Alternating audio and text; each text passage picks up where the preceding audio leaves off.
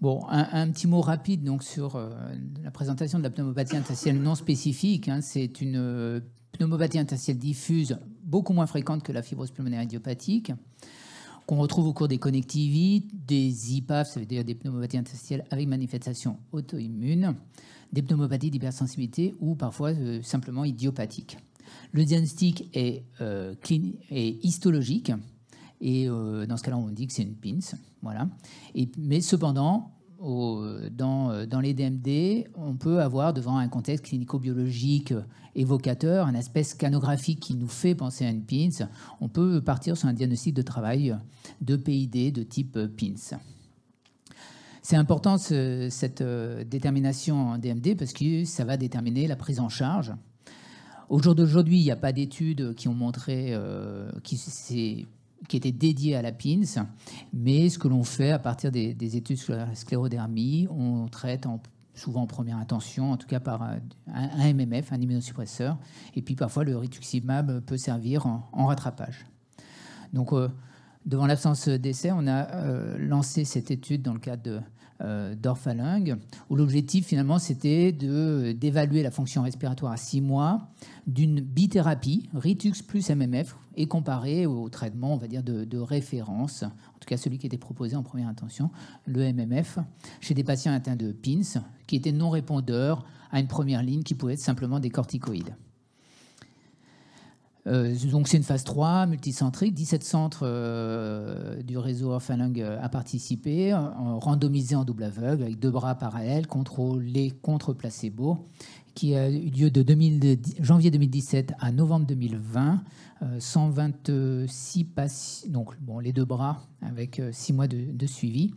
126 patients ont été enrôlés, 122 ont reçu au moins une perfusion de rituximab. Et à 6 mois, donc, on avait 59 patients qui étaient dans le groupe placebo, Ritux plus MMF. 3 étaient décédés. Et dans le groupe placebo plus MMF, 55 étaient analysés et 4 décédés. Alors, c'est important de regarder les caractéristiques de la population. Donc, comme attendu, c'était principalement des femmes, pratiquement de 2 tiers, autour de 65 ans, avec un diagnostic de la PID qui datait d'environ 3 ans. Le diagnostic de PINS était fait par biopsie simplement chez 15% des patients, donc relativement peu, mais ça correspond finalement à ce que l'on voit dans la vraie vie. Et 105% de 105 des 122 patients n'avaient pas eu de biopsie, soit parce que la biopsie avait été considérée comme non justifiée parce qu'il y avait une maladie auto-immune, soit qu'il y avait une contre-indication parce que la maladie pulmonaire était trop sévère, ou qu'il y avait des comorbidités extrathoraciques ou un âge trop avancé, soit enfin, pour quelques cas, un refus du patient d'avoir une biopsie. Et donc pour ces patients, on a considéré qu'ils avaient un diagnostic de travail de PID de type PINS. Les autres caractéristiques concernant la maladie sous-jacente, on va dire un tiers avait une connectivite et principalement une sclérodermie, et puis un tiers avait une IPAF et un tiers avait une PID sans auto-immunité, simplement des arguments scanographiques évoquant une PINS.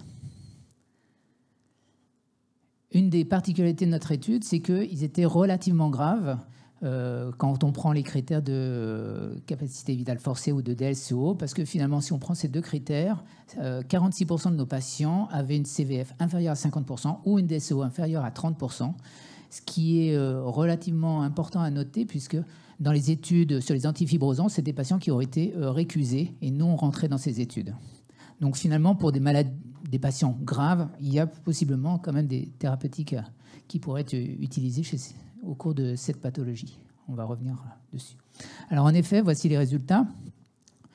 Donc l'évolution de la capacité vitale en fonction du temps à M3 et M6, et donc le critère principal à M6, on voit que dans le groupe Ritux MMF, il y a eu une amélioration de 1,6% de la CVF et une diminution de 2% dans le groupe MMF plus placebo, ce qui fait une différence de 3,6.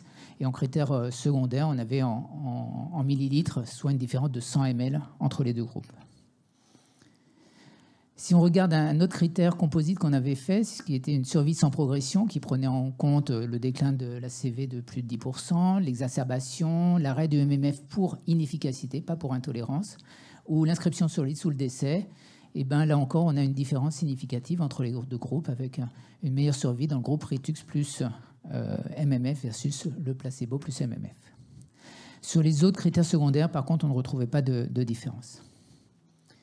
Dans l'analyse de sous-groupes, en gros, on ne voit pas de différence, et quel que soit le sous-groupe, il y a un effet bénéfique, sauf éventuellement, je ne les ai pas mis là, mais pour les patients qui avaient un test de marche, une distance au test de marche de moins de 150 mètres, où probablement ils sont probablement trop sévères ou trop altérés pour être bénéfiques. Ceux qui avaient une hypertension pulmonaire aussi, probablement que ils ont d'autres soucis qui font qu'on n'a plus de bénéfice à mettre une bithérapie. Sur les effets secondaires, parce qu'en mettant 2 immunosuppresseurs, il fallait se méfier quand même qu'on n'augmente pas les risques, en particulier infectieux. Donc, quand on regarde, on a en gros un peu plus d'infections dans le groupe Ritux plus MMF versus placebo plus MMF, mais c'était des infections qui étaient non graves et qui n'ont pas entraîné d'ailleurs d'hospitalisation dans aucun des cas. Alors, c'était une étude qui a été faite avant le Covid. Donc, il faut quand même évaluer le risque par rapport à ça. Donc, au total, première étude de phase 3 dédiée à la PINS, ou en tout cas à une PID évoquant une PINS.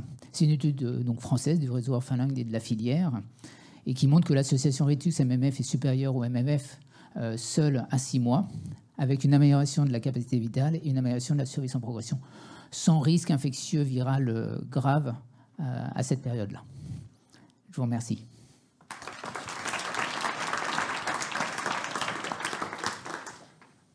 Merci beaucoup Sylvain pour cette étude qui est vraiment c'est un énorme travail. Est-ce que vous avez des questions pour Sylvain?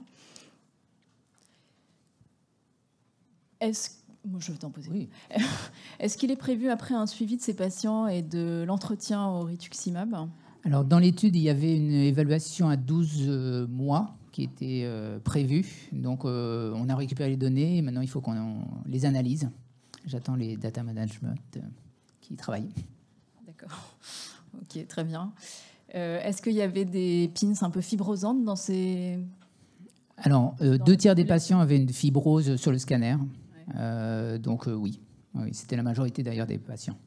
On va dire les pins purement, on va dire cellulaires, en tout cas d'aspect simplement envers des polis, c'était que 15% des patients.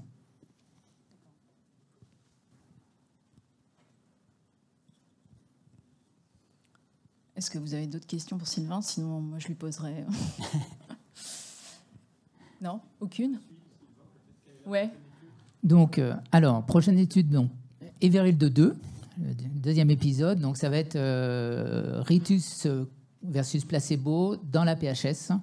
On a répondu au CPP, à la NSM cette semaine. Donc, je pense que début de l'étude, avec les premières mises en place en novembre ou décembre, a priori, avec un suivi à 6 mois. Et puis, là, je déposerai une lettre d'intention pour sclérodermie aussi, MMF Ritux versus MMF, au 6 octobre. Voilà. Bon, il va y avoir beaucoup de patients à inclure. Merci. Merci beaucoup. Merci beaucoup, Sylvain.